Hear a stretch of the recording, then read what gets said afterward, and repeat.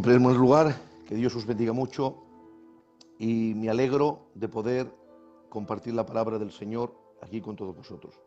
Me llamó el hermano David, la verdad que estuvo tiempo insistiendo, y es que aquí entra gente que está muy capacitada, que tiene mucho conocimiento, que gente como el Pichi, Luis de Logroño, etcétera, muchos hermanos que han compartido por aquí, y le comentaba que nosotros no somos maestros, lo digo desde lo más profundo de mi corazón, somos alumnos, somos jóvenes, estamos aprendiendo, pero bueno, el hermano me insistía y pues aquí estamos intentando pues hacerlos un poquito de bien. Me comentaba de traer un tema sobre el pecado, la martiología, que es la doctrina que trata el pecado. Y así lo vamos a hacer. Quiero empezar diciendo que no se esperen nada de mí, nada. No es porque quiera ser humilde, sino porque es un concepto bíblico. El Salmo 127 lo aclara. Dice, en vano vela la guardia si Jehová no defiende. En vano trabajan los edificadores si Jehová no edifica. Que el caballo se alista para la batalla, mas de Jehová es la victoria. Y dijo el mayor de los profetas nacidos de mujer, que nada, y si dice nada es nada, puede dar el hombre si antes no lo recibe de parte del Señor. Pero bueno, creyendo que es la voluntad del Señor y que el Espíritu hoy nos va a ministrar y a capacitar, voy a atreverme a predicar este tema sobre el pecado. Vamos a hablar de un tema muy delicado y un tema sumamente importante y vital. Y creo que es una de las doctrinas o prédicas que se tienen que estar ministrando en nuestros púlpitos. Mirad, la palabra pecado aparece cientos de veces en la palabra. La primera vez que aparece la palabra, no el pecado, sino la palabra, es en Génesis capítulo 4, verso 7. Y como consecuencia, Caín mata a su hermano Abel. La segunda vez, en Génesis 18, 20. Y es cuando la maldad de Sodoma y Gomorra se ha acrecentado tanto que el Señor tiene que destruirla de una manera terrible por causa del pecado. La última vez que aparece es en Apocalipsis 18, 5. Vemos al Señor airado contra una sociedad que le ha dado la espalda y que ha decidido vivir inmoralmente y pecando deliberadamente con conocimiento y que ha cerrado las puertas a la salvación, no ha querido aceptar al Señor y ha seguido viviendo, y el Señor tiene que castigar el pecado. El pecado es algo tan malo que hace más de 20 siglos atrás hay un joven carpintero preocupado por su novia, todos ustedes saben, estoy hablando de José, y se le aparece el ángel en sueños, en Mateo capítulo 1, verso 21, dice, no temas, verso 20 y 21, de coger a María como tu esposa, porque lo que hay dentro de ella es del Espíritu. Y dice el verso 21, y dará a luz el Hijo y llamarás su nombre Jesús, dice, y este salvará al pueblo de sus pecados. Pasados 30 años, el niño ya se ha hecho un hombre fuerte y está en la ribera del río Jordán, y lo ve Juan el Bautista, y cuando ve a Jesús le sale el sacerdote que lleva dentro. Dejarme mensajear así, yo lo predico de esta manera, porque aunque Juan era por llamamiento profeta, él era de linaje sacerdotal, y como buen hijo de Zacarías entendía cómo se examinaba el cordero, y ahora Juan en un momento empieza a examinar a Jesús y empieza a ver que en él no hay tara, no hay defecto, no hay mancha, que él es perfecto en todo su ser. Y ahora Juan dictamina y dice Juan en el capítulo 1, verso 21, he aquí el Cordero de Dios que quita el pecado del mundo. Estos textos nos dan a entender claramente que era tan grave el pecado que la encarnación del Verbo, el principal asunto de su encarnación fue lidiar, erradicar y luchar contra el pecado hasta vencerlo. Estas fueron unas de las principales causas por las cuales el Verbo se hizo carne. Mirad, vamos a empezar mirando las definiciones de la palabra. La primera definición es amartía o amartema. Es del griego y significa errar el blanco. Aquí puede ser visto como la actitud humana que no ha dado en el blanco de la meta de Dios. Y el texto que lo dice bien claro es Romanos capítulo 3, verso 23. Dice, y por cuanto todos pecaron, están destituidos de la gloria del Señor. Por lo tanto, la palabra hamartía es errar el blanco. Es una de las definiciones de pecado. Hay otra definición del griego que es parabrasis. Según esta definición, está hablando cuando el hombre deliberadamente traspasa la línea de la ley de Dios. Lo dice claramente 1 Juan capítulo 3, verso 4. Dice, porque todo aquel que comete pecado infringe la ley, pues el pecado es la infracción de la ley. También Hechos capítulo 1, verso 25 dice, cayó Judas por transgresión. Y Santiago capítulo 2, verso 11 dice, porque el que dijo no cometerás adulterio, también dijo no matarás. Ahora bien, si no cometes adulterio, pero matas, ya te has hecho transgresor de la ley. Ahí vemos implícitamente cómo la palabra se refiere al que trasguíe de la ley, al que traspasa esa línea, y la palabra es parabrasis. Dos definiciones para entender el concepto del pecado. Y mirar, dice el autor desconocido del libro de los Hebreos en el capítulo 12, verso 1. Dice, por lo tanto nosotros también, teniendo en derredor nuestra tan grande nube de testigos, despojémonos de todo peso y del pecado que nos asedia, y corramos con paciencia la carrera que tenemos por delante. Y ahora nos dice el autor desconocido del libro de los Hebreos cómo debemos de correr esta carrera, y dice, puestos los ojos en Jesús, el autor y consumador de la fe. Nos deja claro la palabra que el Evangelio, la vida cristiana, es una carrera, y nadie que va a correr corre con peso. Y si hay algo que obstaculiza la vida cristiana, es el peso del pecado. El pecado es carcoma, es un peso que no te deja vivir ni te deja ser feliz. Pero más aún, dice la palabra que el pecado esclaviza. Juan capítulo 8, verso 34, dice, porque el que peca esclavo es del pecado.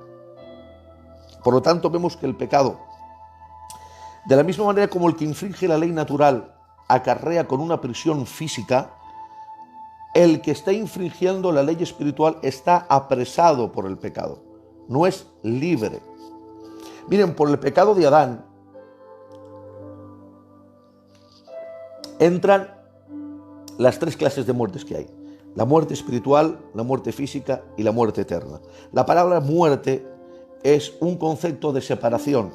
La muerte física, todos hemos acudido a un sepelio y hemos visto cómo amigos, por desgracia familiares, han partido y han sido enterrados. Pero quiero decir, y ahora hablo a los cristianos, que ahí lo que queda es el cuerpo. Se cumple Eclesiastés capítulo 12, verso 7, el polvo vuelve a la tierra, dice, pero el espíritu vuelve a Dios que lo dio.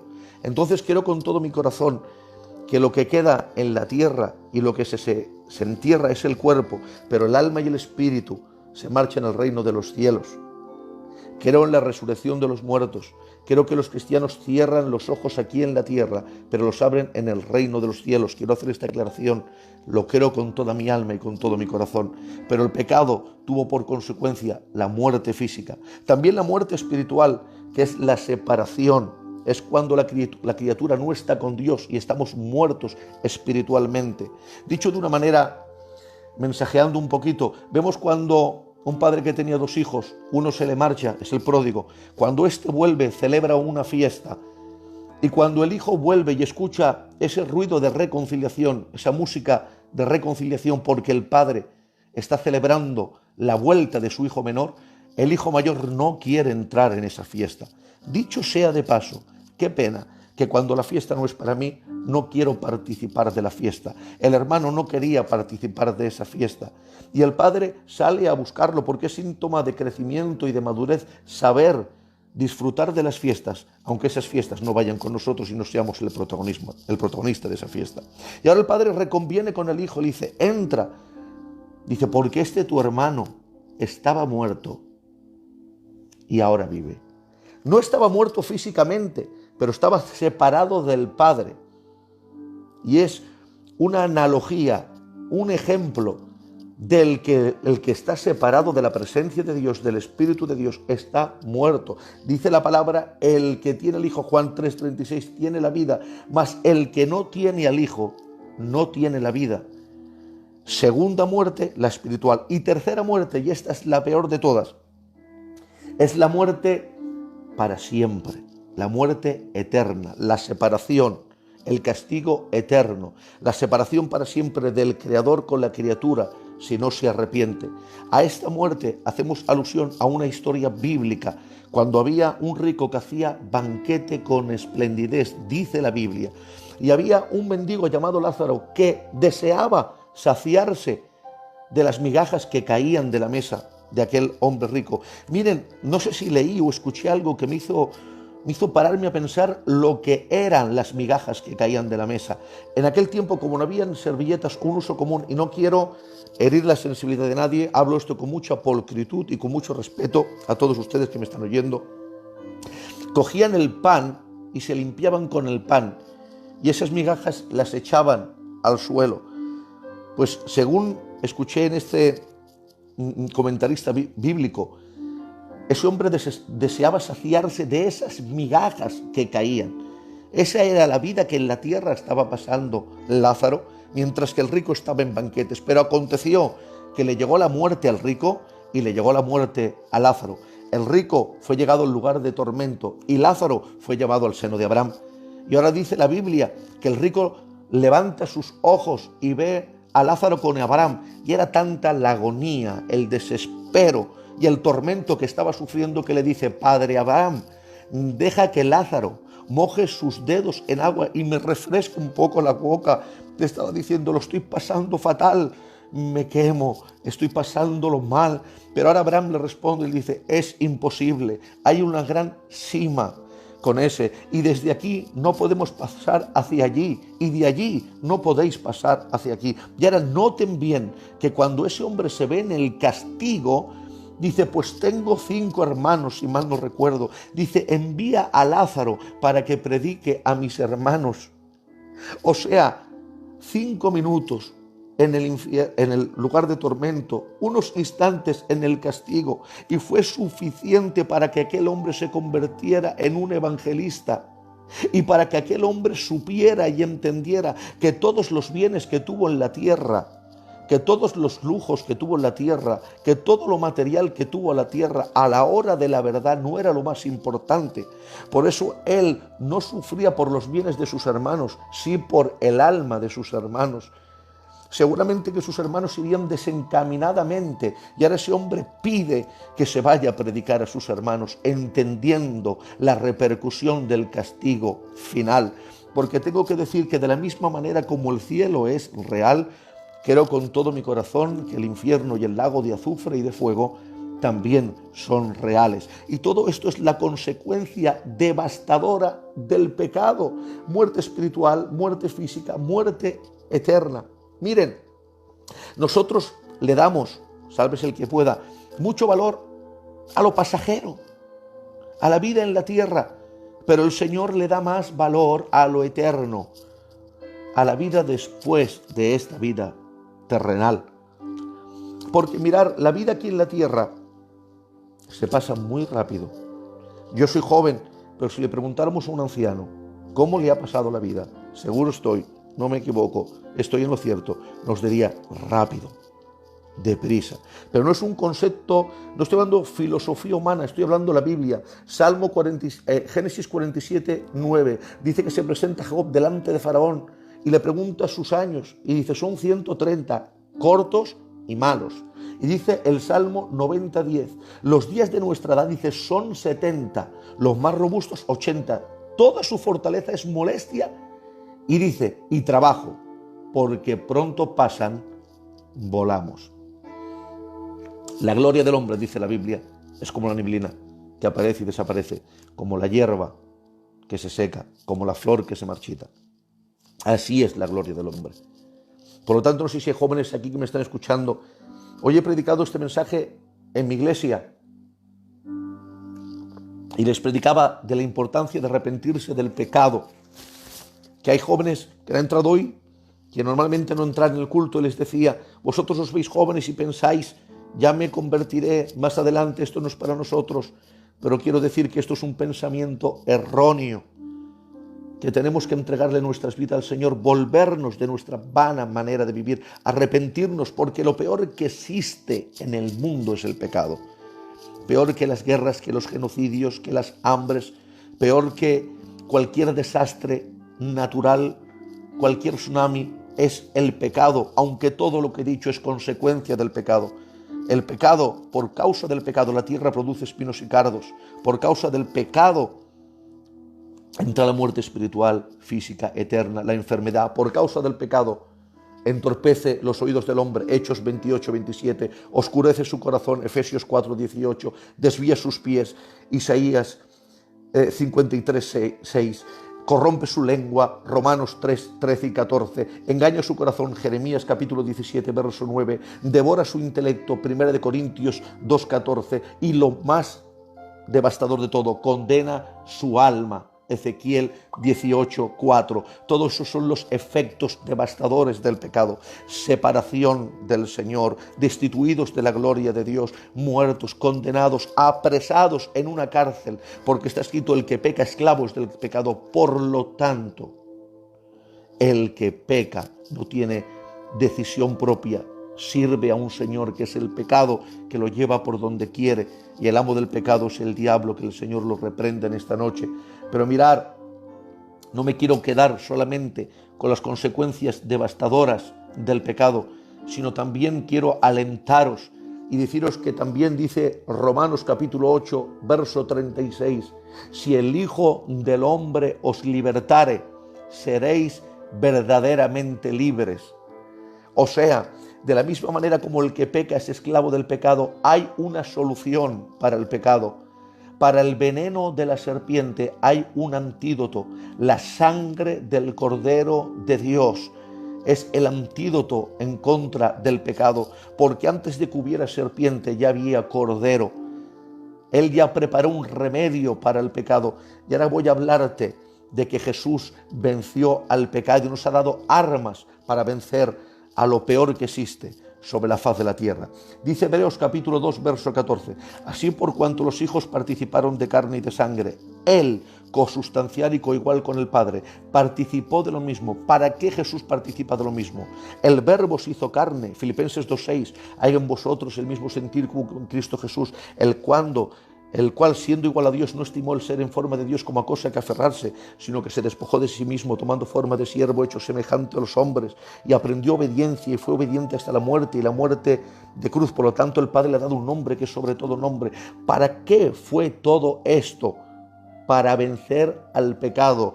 Hebreos 2:14, así como los hijos nosotros participaron de carne y de sangre, Él participó de lo mismo. Ya le dice para qué: para destruir por medio de la muerte al que tenía el imperio de la muerte, esto es, al pecado.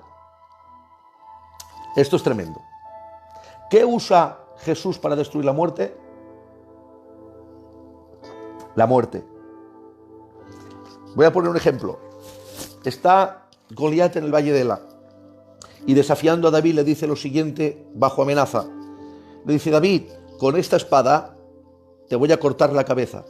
Pero ustedes saben lo que sucede, que no es Goliat que le corta la cabeza a David, sino con la misma espada que Goliat quiere cortarle la cabeza a David, es David que le corta la cabeza a Goliat. En el libro de Esther hay un hombre llamado Amán, el amalecita, y prepara una horca de 25 o 50 codos, no recuerdo bien, para ahorcar en ella a Mardoqueo, el judío. Pero ustedes saben lo que ocurre, que en esa horca no es Mardoqueo el que es ahorcado, es Amán el que es ahorcado. Faraón levanta un edicto para acabar con los varones de los hebreos, para que no crezcan y no se hagan daño a los egipcios, pero sin él saberlo, dentro de su mismo palacio, dentro de su misma casa, está cuidando, alimentando, enseñando y educando al que después le iba a buscar la ruina, que era Moisés. ¿Qué me quieres decir con todo esto, Momo? Muy fácil, que la muerte por medio del pecado que Satanás tenía para arruinar a toda la raza humana, a todos nosotros, ahora el Señor la ha usado para destruir al diablo por medio de la muerte. Y lo dice, me encanta como lo dice la Biblia TLA en 1 Corintios 15, 54. Dice: la muerte ya ha sido destruida. ¿Dónde está ahora su victoria? ¿Dónde está su poder para herirnos? Dice: el pecado produce la muerte. Dice: porque existe una ley. Pero atención ahora, esto les va a hacer bien. Pero gracias a Dios podemos vencerlo por medio de nuestro Señor Jesucristo. Qué bueno es eso. O sea, la muerte pudo con Adán, pudo con Caín, pudo con Abel, la muerte pudo con Moisés, pudo con José, pudo con Isaías, pudo con Jeremías, pudo con Amós, la muerte pudo con todos los sacerdotes, con los profetas, con Aarón, pero hubo con uno que la muerte no pudo. La muerte no pudo vencer a Jesús. La muerte no pudo retenerlo, la muerte no pudo con él. Y dice, Corintios capítulo 15, verso 55, ¿dónde está muerte, tu aguijón? ¿Dónde sepulcro, tu victoria? Y dice Oseas capítulo 13, verso 14, del sepulcro los redimiré y de la muerte los libraré. Gracias al sacrificio perfecto, santo de nuestro Señor Jesucristo, no es solamente un escarnio, no es solamente un vituperio, no es solamente una tortura, no.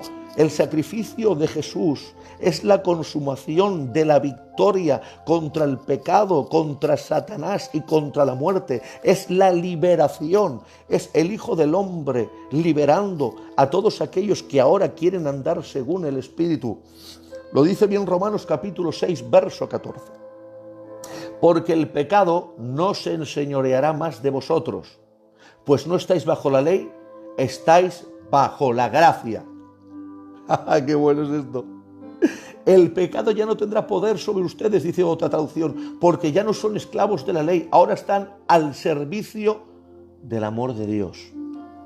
Por lo tanto, hoy no solamente quiero hablarte del pecado y de sus consecuencias y de su esclavitud, hoy también quiero decirte que el pecado ha sido vencido y que Cristo te ha libertado de esa losa y de esa cadena. Por lo tanto, hablo a los cristianos ahora, a los nacidos de nuevo, a los regenerados y santificados.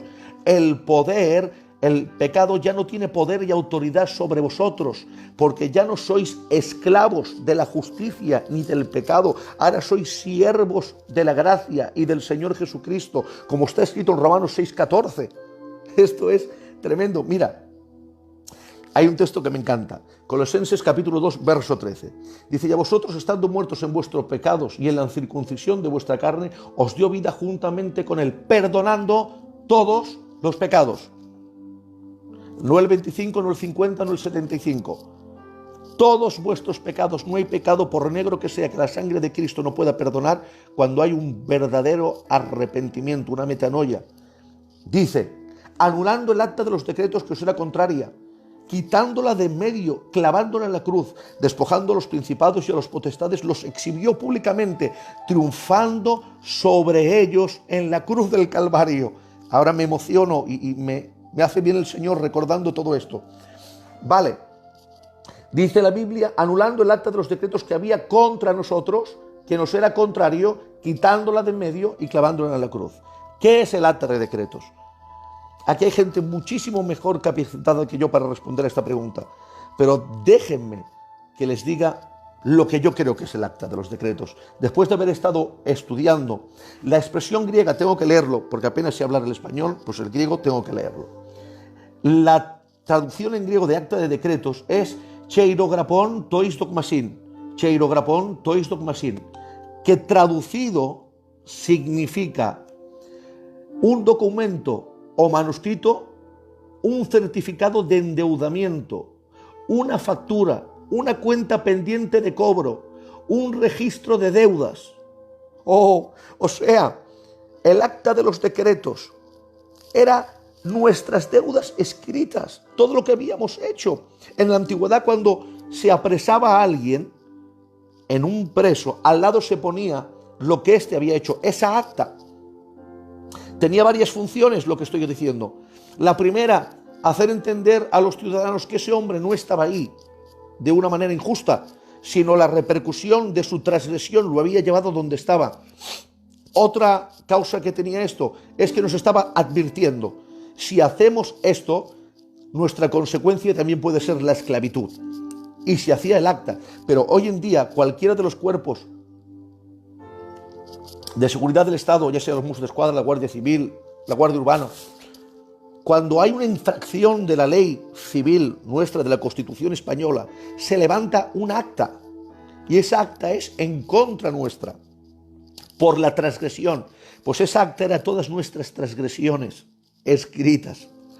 Pero cuando dice quitándola de medio, anulándola, está diciendo lo que estaba escrito El Señor tuvo autoridad para borrarlo. Dios tomó todos nuestros pecados una vez nos arrepentimos y los borró. Y las cosas viejas pasaron. He aquí todas son hechas nuevas.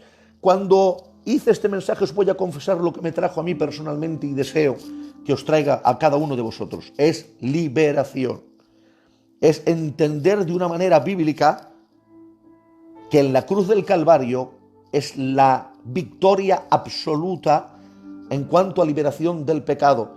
Bueno, ¿qué quieres decir, Momo? ¿Que nosotros ahora no pecamos? Claro, yo por desgracia muchas veces lo que quiero hacer es lo que no hago, pero como una equivocación, no como una práctica, no como una conducta, no como un hábito. Como dijo alguien una vez, no recuerdo quién, no es lo mismo revolcarse, tirarse, que caer y que tropezar. Ahora para nosotros el pecado es una equivocación, es un tropiezo, pero no es una práctica ni un hábito de conducta, porque ahora vive en nosotros otro Señor. Si hay un hombre fuerte en la casa está custodiada, pero si hay otro más fuerte y lo atare, el hombre fuerte, podemos poner el ejemplo, era el diablo, y mientras el diablo estaba, nos tenía porque era más fuerte, pero vino uno que era más fuerte que el diablo, que era el Señor Jesús. Aleluya, bendecido sea el nombre del Señor. Mirad,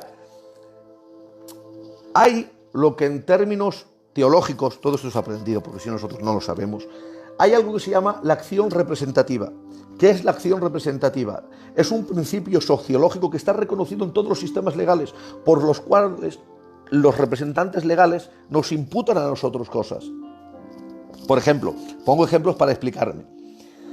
Ninguno de nosotros o de nuestros antepasados tuvieron culpa de la Segunda Guerra Mundial, no la iniciaron ellos. Pero nos damos cuenta que el 7 de diciembre de 1941, por causa de unos representantes y de unas acciones representativas, hubo una guerra civil. ¿Y qué pasó? Que aunque no estábamos aquí, la humanidad se vio involucrada y las consecuencias de esas acciones las terminaron pagando. Pues como bien sabéis, mejor que yo, hay dos representantes bíblicos de la raza humana. No hay más. El primero es Adán. Y Adán tuvo una acción representativa en el huerto del Edén. Y por ser padre y cabeza de la humanidad, Adán nos imputa su pecado y su culpa. Lo dice la Biblia, Romanos 5:18. Así como por la transgresión de uno vino la condenación a todos los hombres. ¿Os dais cuenta? Y dice Romanos 5:19. Así como por la desobediencia de un hombre, muchos fueron constituidos. Dice la Biblia. Muchos fueron constituidos pecadores. O sea, por la acción representativa de Adán nos imputa su culpa. Arrastramos una naturaleza caída. Pero hay otra acción representativa que esta me llena de alegría, de gozo, que es de el postrer Adán. Que aunque llega el postrer, es mejor que el primero. Que aunque es el segundo, le gana al primero. Y ahora dice Romanos, de la misma manera que Adán nos imputa su culpa, Cristo nos imputa su justicia. Dice Romanos 5:18, termino de leerlo porque antes he leído solamente la primera parte. Así como por la transgresión de uno vino la condenación a todos los hombres, de la misma manera por la justicia de uno vino a todos los hombres la justificación de vida. Romanos 5:18. Y dice el 5:19, así como por la transgresión de uno la condenación a todos los hombres, de la misma manera por la justicia de uno vino a todos los hombres la justificación. Qué bueno. Y todos fuimos constituidos, dice la Biblia. Así como por la obediencia de uno, por la obediencia de Jesús, todos serán constituidos justos. O sea, es decir, que Jesús, que fue santo en todos sus aspectos, murió como si fuera un pecador, para que nosotros, que éramos pecadores y no nos lo merecíamos, por la gracia del Señor, ahora muramos como santos. Adán nos imputa su culpa, Cristo Jesús nos imputa su justicia. Voy a explicar lo que es la justificación rápidamente. Creo que hay tiempo. Yo también, después de aquí tengo que ir, lo sabe el David, pero con esto termino. ¿Qué es la justificación? Es el acto jurídico por el cual Jesús nos presenta justos delante del Padre. La justificación va más allá del perdón. No bastaba con el perdón, también tenían que justificarnos el Señor. Mira, voy a explicar esto de esta manera. Si ahora veo que está mi hermano Luis de Logroño por aquí, que es mi amigo, si ahora yo entro en casa de Luis, voy a poner a él porque hay confianza para ponerlo, y yo robo en casa de Luis, pero ahora Luis entra y me atrapa. Ahora él me lleva delante de la justicia porque yo acabo de robar. Entonces la justicia inicia un juicio rápido. Pero Luis, como es un hombre de Dios y cree en el perdón y en la misericordia, dice, mirad, como yo soy un siervo de Dios y predico la palabra y predico del perdón porque hay que perdonar, y predico de la misericordia, yo retiro todos los cargos que hay sobre él. Me ha robado, pero no me importa, retiro los cargos. Ahora estoy poniendo un caso hipotético, lógicamente. Ahora la justicia, el fiscal dice, bueno, pues si la parte acusatoria no lo condena, pues nosotros tampoco lo condenamos. Estoy poniendo una hipótesis. Y ahora vamos a suponer que el juez dice, pues si la parte acusatoria no lo condena y el fiscal tampoco lo condena, pues yo voy a ser un juez justo y tampoco lo voy a condenar. Yo hago una pregunta a la audiencia. ¿Estoy perdonado?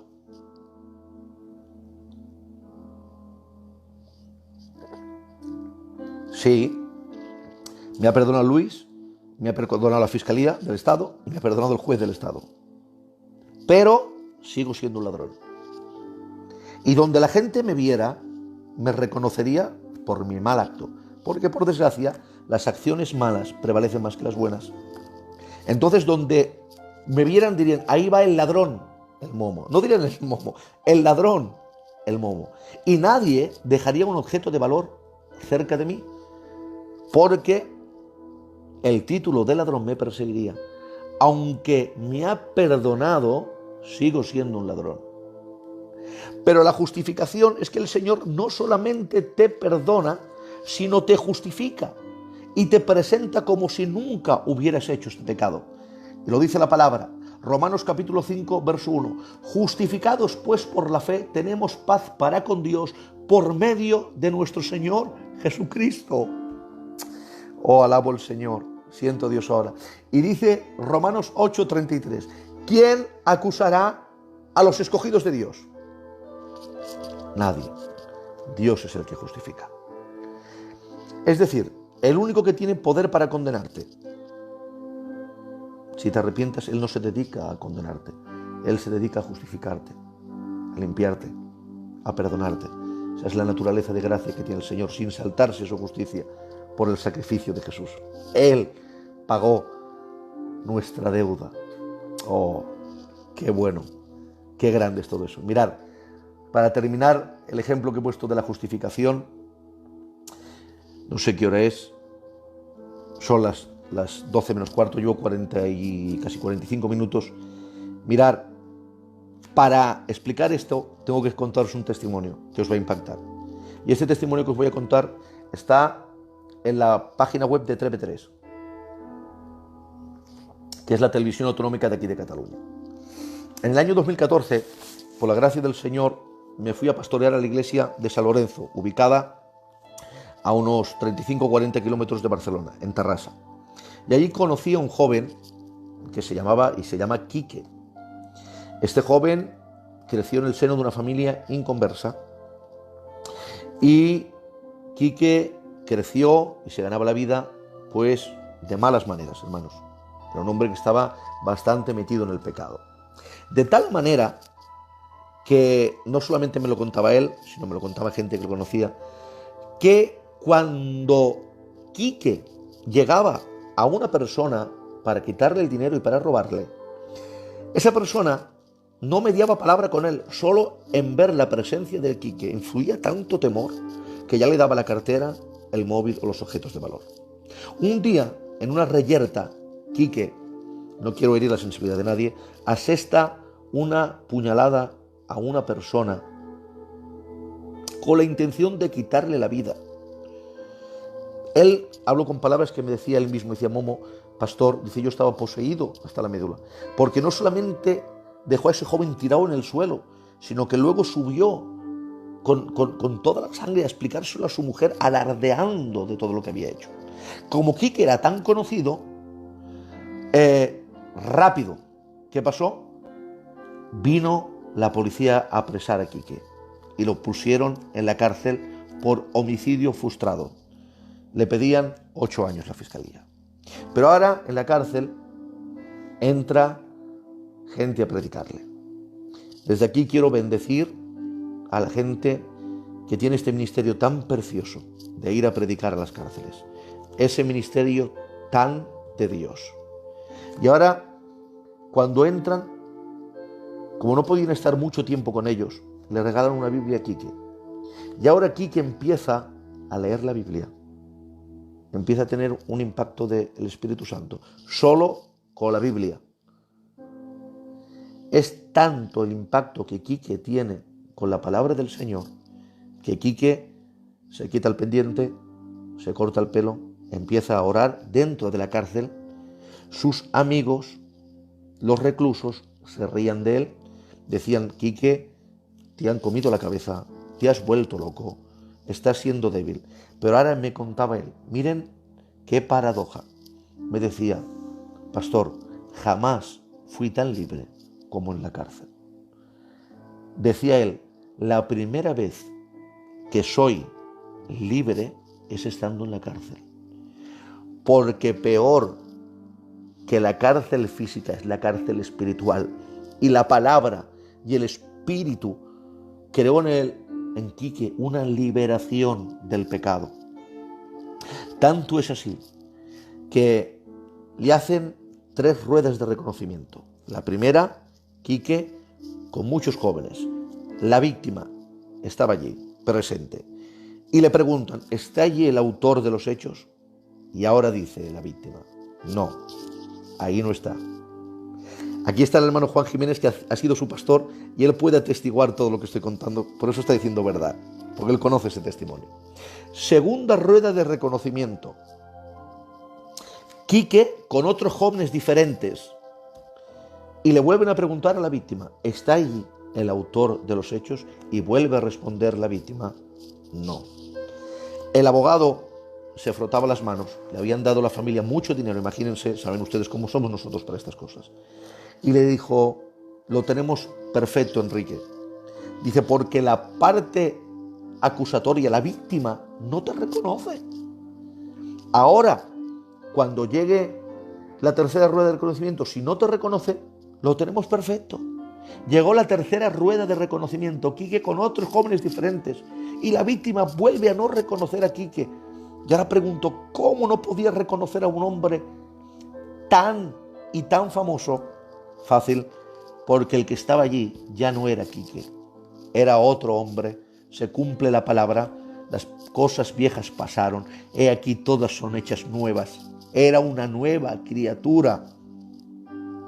Pero ahora, aquí viene lo fuerte del trato de Dios y de la liberación, de lo que os voy a contar, de cómo el Señor libera a una persona del pecado. Pero ahora había un conflicto en la mente y en la persona de Quique, y es la siguiente. Él decía, si ahora cuando llega el juicio tenía la presión de la familia, yo me declaro inocente, estoy mintiendo. Porque lo que le pedía el abogado es, no te ha reconocido la víctima, cuando llegue el juicio, tú te declaras inocente y sales a la calle. Le pedían 8 años. Quique se puso a orar y a buscar a Dios. Hermanos, no quisiera vernos a ninguno de nosotros en esa situación. No estoy hablando de cualquier cosa, estoy hablando de la libertad de una persona, que en nuestro pueblo siempre se ha dicho salud y libertad. Si hay un bien preciado es la libertad. No estoy hablando de un negocio, no de empleo, de un coche, no, estoy hablando de la libertad de una persona. Ahora Quique le pregunta al que le estaba, a varios pastores, y uno de ellos, una persona le dijo, Quique, ¿tú crees que Dios va a usar una mentira para sacarte de la cárcel? ¡Bah! Tremendo. Cómo lo confrontó con la palabra. Quique se puso a orar y me decía, ¿sabes qué miedo tenía, pastor? Dice, como por primera vez era libre, dice, mi miedo era salir de la cárcel y volver a ser esclavo del pecado. Dice, me daba más miedo salir de la cárcel y volver al pecado que quedarme en la cárcel y ser libre del pecado. Total, cuando llegó el día del juicio, le preguntó el juez, Enrique Jiménez, ¿usted cómo se declara? Y él dijo, yo soy culpable. Oh, impresionante. La víctima ni se presentó al juicio. Él se declaró culpable. Fue de tanto impacto ese juicio, que por eso TV3 los recogió. Fue de tan impacto que de 8 años le cayeron 3, y de 3 Quique cumplió 2. Pero en esos 2 años, ¿sabéis quién era Quique? Quique era el herrero de la cárcel.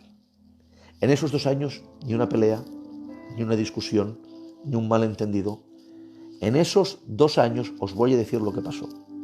Que saliendo de permiso, cuando le daban la libertad condicional para poder salir, en la iglesia de San Lorenzo se puso una piscina de plástico. Y entró Quique de blanco, junto con su compañera para bautizarse. Porque dicho sea de paso, mientras él llevaba la vida que llevaba, su compañera nunca dejó de orar, nunca dejó de buscar al Señor, nunca dejó de pedir, y se cumple lo que dice la epístola de Juan. Sabemos que si pedimos alguna cosa conforme a su voluntad, Dios nos oye. Miren, se bautizó, salió de la cárcel, y ahora ustedes me preguntarán, bueno, ¿y quién es Quique? ¿Quique es el candidato de San Lorenzo? No. ¿Quique es el obrero de San Lorenzo? No. ¿Quique será alguien del coro de San Lorenzo? No. Quique es un joven enamorado de Dios, que estaba bajo el yugo de la esclavitud y del pecado de una manera muy fuerte, pero que fue impactado por la persona del Espíritu Santo que le convenció de pecado, de justicia y de juicio. Hubo en él la regeneración, la justificación, la santificación, y hoy en día es un cristiano que vive cerca de la presencia del Señor. Quiero terminar este mensaje diciendo que el pecado es lo peor que existe, que el veneno de la serpiente es lo peor, pero que hay un antídoto, y es la sangre del Cordero. Y ojalá que nadie de los que me estéis escuchando estéis en pecado, ojalá, pero si hubiera alguien, quiero decirte que hay remedio, que hay solución, que Jesús es el camino, Él es la verdad y es la vida. Hasta aquí las 4 palabras que tenía de parte del Señor. Créanse lo que ha sido para mí una bendición. Gracias a todos por estar ahí escuchando, a mi hermano David y a todos los moderadores de Sana Doctrina por acordarse de mí. Deciros que sigáis hacia adelante con este canal porque es de mucha bendición. Todos aprendemos juntos y me da mucha alegría ver hombres en nuestra misión usados como Dios los usa, que de verdad que son una maravilla, una bendición y que están dando tanto crecimiento, tanta madurez y tanto luz a nuestro pueblo. Desde aquí os bendigo, que el Señor esté con vosotros, la gracia y la misericordia del Señor con todos vosotros. Un saludo de vuestro hermano Momo y un abrazo de todo corazón. Espero haberos hecho bien. Que Dios os bendiga mucho.